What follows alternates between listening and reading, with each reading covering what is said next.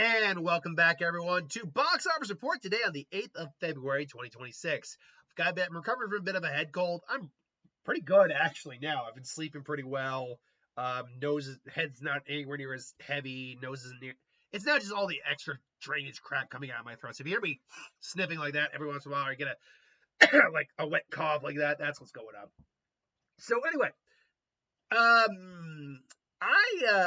oh man. I'm pretty sure I didn't get I didn't get the box office right at all. Oh crap. You sons of bit. I'm going to have to update my, thing. Because we'll talk about it in a little bit. Because I'm like, why did you guys do that? Anyway, Send Help came in with another 10 million this week, dropping less than 50%. Good numbers. Solo Mio debuts with 7.2. I forgot to check the box office or the budget on that. Hold on. So let me finish out first. Iron Lung made her 6 million. Good for Iron Lung. Stray Kids, The Dominate Experience made 5.5 million, and Dracula in a wide release made 4.5. Solo Mio. Hold on, let me just not Solo, a Star Wars film. Solo Mio. La da la la lu. Da da da do. Yada do do. Okay, box office budget. Budget. It's from Angel Studios, so we'll see what the budget is on this. I don't know what the movie got rated. You'll notice, by the way, I had intended to see Solo Mio, and then I got a little sick. So, because it wasn't a high priority movie for me, I'm like, look, I'm not feeling great right now. I think I can afford to skip a movie. Oh, it's only made on 4 million. Oh, holy crap. You know what? That's a good thing to talk about. Well, we'll talk about it in a second. I'm going off the rails here a little bit. Let me get back on subject before we talk about something here. So let's just talk. Send Help making their 10 million. Dropped less than 50%. Good, fantastic, great. 53.7%. I mean, that's not bad, all things considered. It's not great either, if I'm going to be honest. The movie is made on about 40 million. With about, I think, I don't know what the actual marketing is exactly, but it's about I'd guess at least 30. It was definitely over 20. Definitely over 20, but not probably more like between 30 and 40. I'll be nice to say 35, which means it's made on 75, which means that's at about $110. 110 million. It's probably not doing that. But who knows? Maybe it's going to have some good legs. There's one we'll talk about later where I went, holy crap, the legs on this thing. That really saved their asses in the fire. That really got their asses out of the fire last year. But yeah, it's unfortunately. I also intended to maybe see this week, but my girlfriend again was also still recovering, just wasn't feeling up for going out. Plus, we got hit with another bit of snow and another cold snap, which again kind of just robs a lot of the motivation for people to go out. I will do it, but my girlfriend also is trying to get more active with seeing movies each week with me again. So I do want her to be part of that when I can, and this is one we wanted to see together, but it just didn't happen. So, I'm probably gonna have to take a pass on this one, unfortunately. It sucks because I heard it was pretty good, but I don't know what the long term is going to be for this movie. Like, the international doesn't look god awful or anything, but it doesn't look like it's going to be huge enough to save it. Even if it matched the current domestic, it'd only be at 70 some odd million. But again, it's January, and I think the January stigma plays a lot, is a big factor on it, I think. Because most films in January just don't do well financially. They don't. There's some that can at least make their money back, because they're either low budget or they're kind of so sleeper hit good that the word of mouth just spreads. But even with the films this year that were kind of like that so far, 28 Years Later, The Bone Temple, which, again, sleeper hit. That was a banger of a movie. Did not make the money it deserved to make. It came in actually really, really damn low. This one may end up actually making more money than Bone Temple, as a matter of fact. But, I mean, the premise was fine on its own. You knew there was going to be twists and turns, but I don't know. It just, maybe people just weren't in the mood. I don't know. The fact that we're dealing with all this weather and stuff like that, at least on the East Coast, maybe that's playing a factor to some degree. Okay, Solo Mio. This is what I want to say. 7.2 million worldwide. Angel Studio. I do want to note about Angel Studio. And I talk about Angel Studio once in a while as a studio where I don't hate them. I've even seen a couple of movies of theirs I liked. Again, I actually really liked Sketch. Very relatively creative, all things considered. But among other things is the fact that they a lot of the time don't make movies on severely high budgets. Like I've never seen a $100 million movie budget Angel Studios movie. So the fact that I looked at that and went, "Holy crap! It's only on $4 million," means even at 7.2 million, like I barely saw marketing for this movie, to be honest. Let's actually see where. Oh, it's you know what? It's got a great rating, solid rating, 78% fresh, 95% of the audience like it. That's good. Hey, The Strangers Chapter 3 actually has a better rating than I was wondering about that one. Has a better rating than the last one. Good for it. You're going up in the world. But yeah, that didn't do well this weekend. But yeah, the fact that it made 7.2 million against a $4 million budget, I mean, my guess is 10 million in marketing. That seems like the safe bet, which would mean that if this film can somehow manage 21 million, they would be fine. They'd be fine. Now I don't know if it's going to do that, but it's a nice little number to see against a $4 million. Hell, I might even say lower, to be honest. Again, I barely remember seeing the marketing for this movie. 5 million, maybe 5 million. I think they only really had one trailer, so even if they go 5 million, then you're looking at a film that doesn't even have to make 15 million, which I think this film will definitely do. So hey, I just want to give Angel Studios the props that I think they actually do deserve. They are able to make successful films on relatively modest budgets, and I think that needs to be applauded. Anyway, Iron Lung dropped 66.3%, made $6 million this weekend. And hey, look, now this is, you know what? I think the reason this happened is because it's not a major studio; it's Markiplier and his studio. Woo! I need to maybe start looking into a new chair. But more to the point, and what I was saying was, during the week, if you checked like the day-to-day box office numbers, Iron Lung disappeared. A lot of people kind of pointed that out. But I've noticed that happens with certain films. Hell, I even noticed that with like Avatar and stuff, that they disappeared on certain days for certain reasons, but then ultimately the numbers they still made on those days showed back up in the grand total. And I'm guessing that's probably what happened here, because it made 6 million, but it was at like low 20s when I checked. So yeah, I think that's a safe to say number overall. But the international also isn't very big. But again, it made 34 million against apparently like a $3 million budget, very low marketing. When it's all said and done, like seriously, like supremely low marketing. They made about 21 million back in the opening day. So I think I averaged that to like 5 million for the total budget when you factor marketing and budget. So you're looking at a film that didn't even have to make 8 million to break, or made 8 million to be profitable, roughly. And this one went on to make $34 million to date. Now, I'm not overly surprised by the 66%, to be fair. The 66% drop. There have been much higher drops, but there's obviously been far lower drops, too. The reason I'm not surprised by that is it's not a movie that I could see a lot of people wanting to go see on repeat. And based on what I could see, or what I experienced in the theater, it was definitely clear that people's love for the movie came a bit more because of their love for Markiplier than maybe for the movie itself. Which, to be fair, would make some sense. And that being said, man, I mean, he made, because this is pretty much all his own money. All of it is his own money. All of this is his money he's getting back. I mean, he ultimately made what, like, take the studio again. Take the cut the theater does get out of the equation. 20 some odd million. He made like $15 million profit. Easy. So good for him. Absolutely. Something that we can all aspire to, or try to be aspire to anyway. Stray Kids: The Dominate Experience, which is a K-pop band, which I don't really care about, made some money. I don't really have much to say on that. Like, I'm not a K-pop person. Like, I've never seen K-pop. I have not seen K-pop Demon Hunters, if I'm going to be honest. At some point, I probably will, but I'm just I've never really been interested in K-pop Demon Hunters, to be honest. Nothing about that really wowed me or awed me or struck me in a way that I was like, I need to watch that.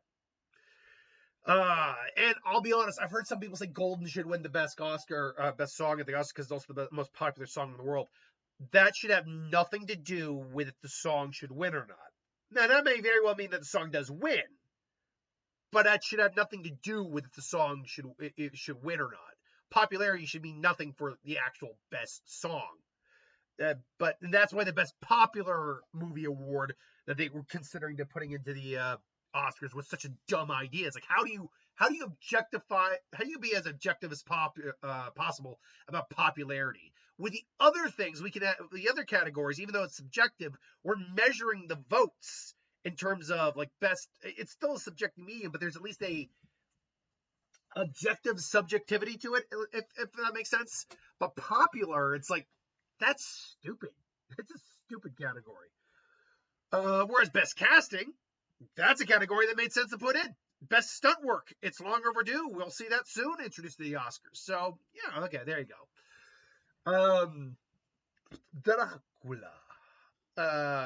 Which I've seen all those clips for. I didn't realize it didn't get released, and it was all mostly just international.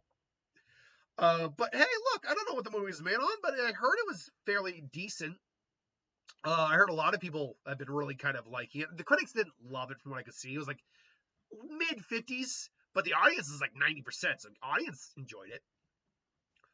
Then Zootopia 2 finally gets to cross one more bucket list item off its list. Crossed the $1.8 billion mark. Is now the sole member. He now exited being the sole member of the $1.7 billion club, and is now the sole member of the $1.8 billion club, which again is ridiculous. Like, for all of the struggles that Disney's maybe had in recent years, back and forth a little bit, they certainly, when they have a hit, they have a goddamn hit. And they have a bona fide hit on this. Because I believe, if I'm not mistaken, the grand total of like the budget and marketing, it's like $250 on this film, $250 or $300, whatever. I mean, you do the math, take a third out there, that's $1.2 billion left on the table, which means this film made like $900 some odd dollars worth of profit. Those are the numbers studios like to see. Those are the numbers that make studios happy. So yeah, and look, I'm glad it's the highest grossing animated film of all time. Yes, it is. It now belongs in an exclusive club all to its own. Like, there's nothing more you can say about the success of this film that hasn't already been said at this point. The only way it can make any more milestones is if it were to, hold on, let me see here, domestic, all time. Where does it stay domestically? If it were to somehow hit a really big domestic milestone, which oh God, excuse me, which I don't know if it will. Like, where does it stand domestic? It's like 300 and something. Zootopia 2. Where are you? Oh, why don't I just look at the actual number for Zootopia and see what this domestic says? 414. Okay, so it's actually up here.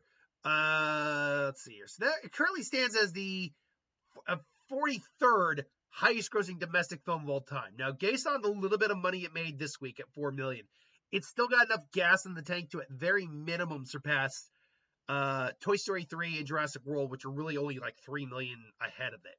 So that, I think, is still one more record it can cross. But as it stands, it's the, I believe,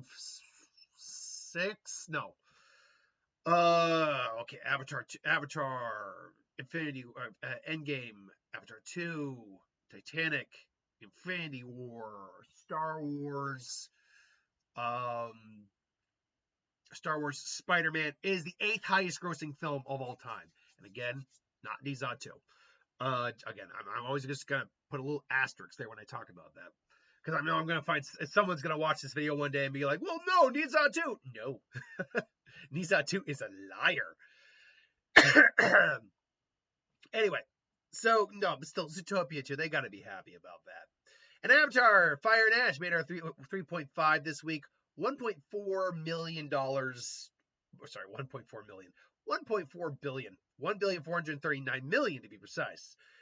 Look, it's not. This is one of those cases where Disney is perfectly fine the result. The movie made money. It did make money. But it took a drop from the other one. Like the second movie still $2-point-something billion film, 2.3-ish billion dollar film. You can't argue that, even if it took a drop, and you can't expect to reproduce the results of the first movie. You can't. So that's not a big issue. The third one, though, taking a much larger drop. Like the second one for the first one took about a 4. We're talking about its original run, mind you. A $400-ish million drop, something like that. This one took nearly $1 billion drop. Like it's like 900 and something, give or take. That's a number. That's a percentage drop you look at. That's a percentage drop where you ask, what happened? Why did not anywhere near as many people go to see this one? And at the same time, though, they still made $1.4 billion. It still stands as one of the highest grossing films of all time. They cannot be that angry when they're making those kind of films. But they do probably have to raise the question of, wait, what went wrong? And again, I think I've gone on ad nauseum about what I think probably were some of the reasons. It's honestly not. I think people are kind of bored of the Pandora at this point. We've been. It's not as just visually stunning as it was. The experience is kind of gone to some degree. It doesn't have the best climax. In fact, it's got the weakest climax, I'd argue. People don't want to be. Its length, the runtime is a bit of a problem. You could have definitely cut some stuff out of this. If I'm going to be frank. And so you get all that, and while you still get a billions-plus-dollar film, you are going to start cutting yourself out from under the feet a little bit here. You're like, even James Cameron says, we need to figure out a way to make this film cheaper. If I do 4 and 5, we got to figure out a way to make them cheaper. So yeah, and I'm sure I've gone on of other issues that I had or other issues that people probably had with the film, why they didn't come back. But yeah, I mean, it still made 1.4. Like it's weird to call a film that made $1.4 billion a failure when I don't think that's a fair thing to call it. It's clearly not a failure. It's just it didn't work as on the same level as the other two did. Then we got Strangers Chapter 3. I mean, hold on, I didn't actually look up what's Strangers Chapter 3. Strangers in the night, they're always searching. Strangers Chapter 3, please.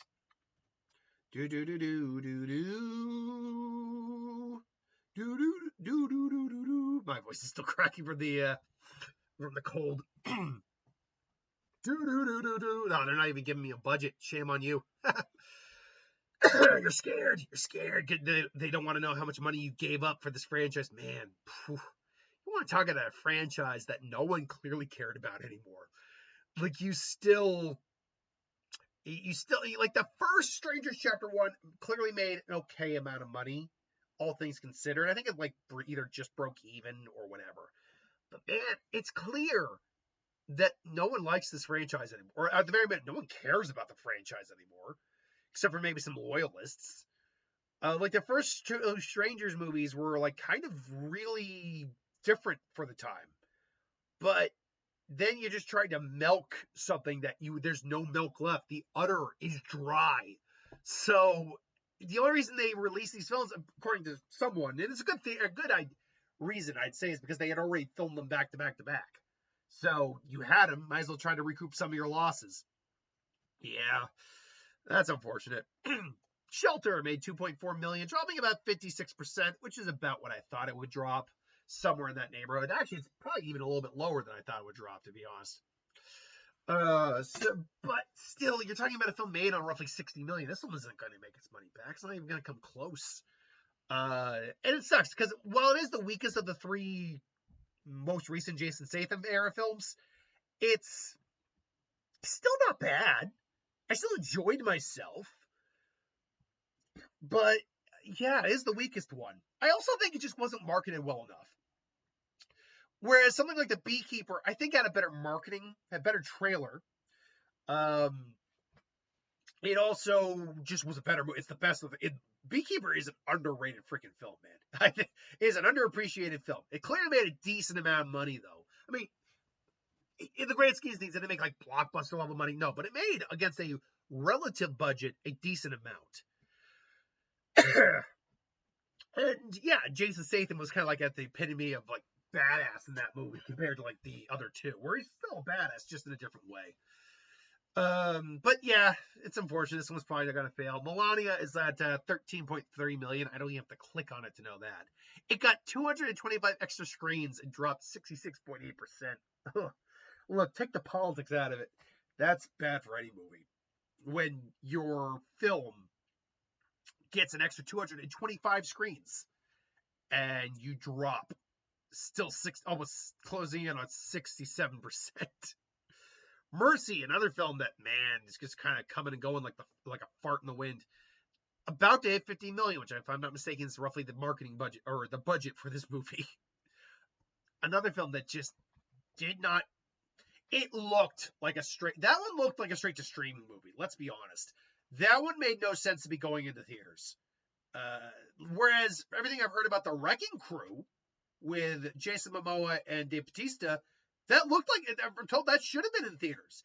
That looked like a lot of fun, but I don't have Amazon, so I'm not watching Wrecking Crew.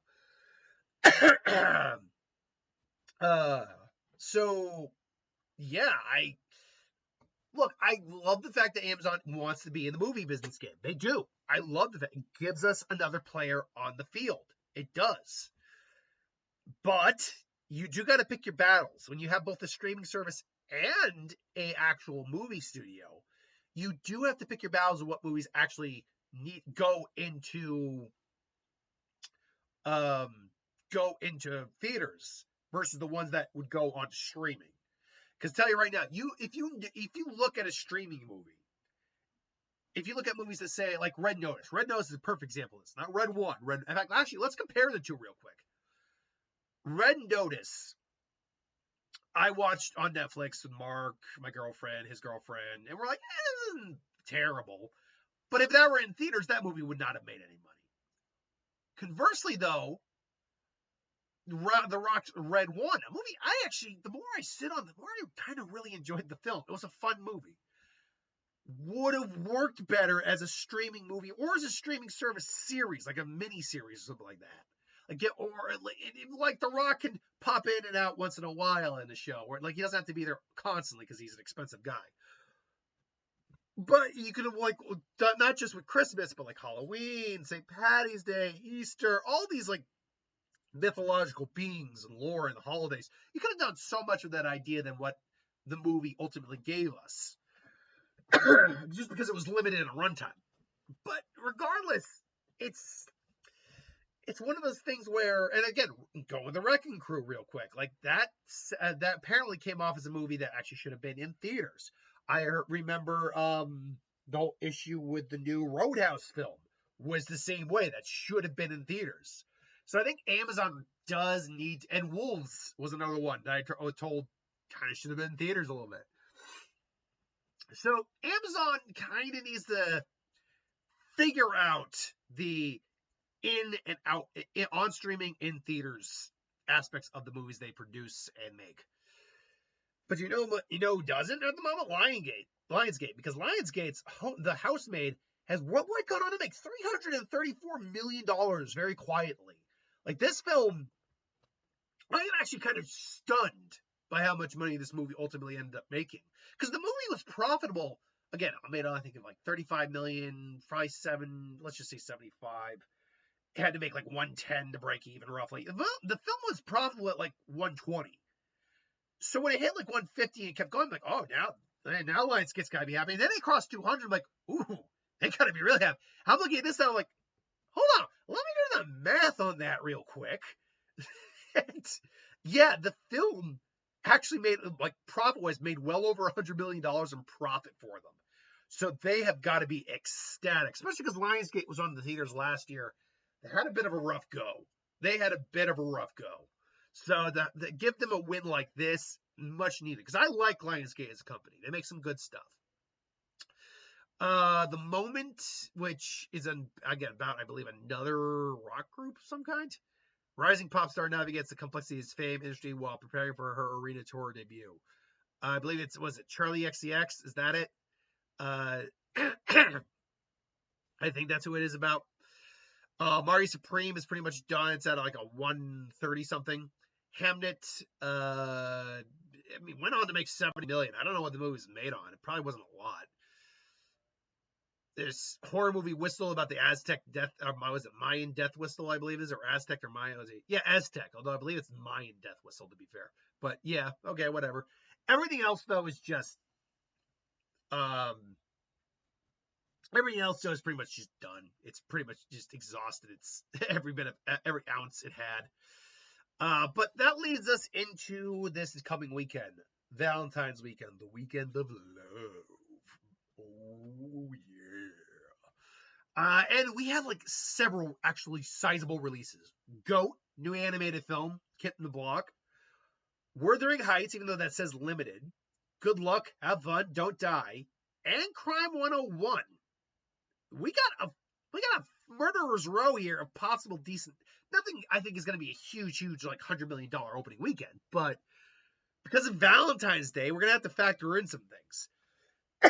So first off, I think the majority of these are going to be in the top 4, if not all of them, because we look at how things played out this week for the percentages. Send Help might get a little bit of a boost, but it's still going to be below 10 million, even if it drops, say, actually because of that 10 million, even at least for this, it's going to be above or below just a little bit, but we can gauge whatever the drop is and see exactly how much it would make. If it drops anything in the 30s, which is possible, it is going to basically be in like the $6 million range. And so that's our, I would say ceiling, but in this case, basement. That's our lowest number to basically be hitting. So looking at these releases right now, who do I think is going to be number 1? Because you have Wuthering Heights, based off a book series, very raunchy, beautiful people, Elgort and Robbie. Elgort's up for an Oscar this year. Good for him. But you have Goat, which is a new animated film. And not just for kids and family, but also a date movie, too. It'd be a fun date movie. I told my girlfriend, I was like, hey, you want to do a double screening of Wuthering Heights and Goat? Actually, there was a early access screening to it yesterday. But again, my girlfriend was like, yeah, no. If I had known that were the case, that the early access screening was happening, I might have considered going. I might have. Because Goat actually doesn't look bad. Saying it's got the same kind of style as Spider-Verse. I like anthropomorphic animal kind of stories. So anyway, so right there, those are your 2 big contenders for first and second. Wider appeal of Goat for just a more general audience. Wuthering Heights have been hyped up a bit though. I've heard people say, talking about there, because there was original Wuthering Heights a while, like back in like the 70s or 80s, whatever. It's like better than that crap with Robbie or Elgort. It's like, shut up! You haven't even watched the movie yet. I hate people who do that, haven't watched the movie, but feel like they can judge the movie, which sounds hypocritical, because I feel like I do that sometimes. But I mean, like, just saying like that movie was terrible when they haven't seen it. That's what I'm talking about. I'm criticizing on the stuff I see in the trailer, saying I don't think it looks good. That doesn't seem like it's for me. Those are okay. But the people who go, oh, that movie was terrible. Did you watch it? No. Then shut up.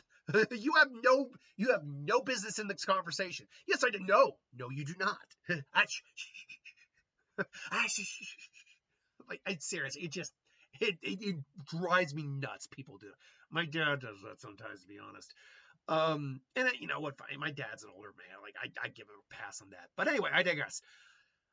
I mean, because of the things like the 50 Shades and the Twilight, not the exact same. The 50 Shades is probably closer to this than Twilight, but still, because of that group, I will put Wuthering Heights at number 1. I'll then put Go at number 2, though. I'm not saying what they're making. I have no idea what they're going to make. Then we get into Good Luck, Have Fun, Don't Die, and Crime 101. I'll put Good Luck, Don't Die, Have Fun because it looks like the more fun movie. And then Crime 101. I have a feeling Crime 101 is just not going to do well. Despite the fact you got Mark Ruffalo, Halle Berry, and Chris Hemsworth in the movie. And then I'll have Send Help at the bottom.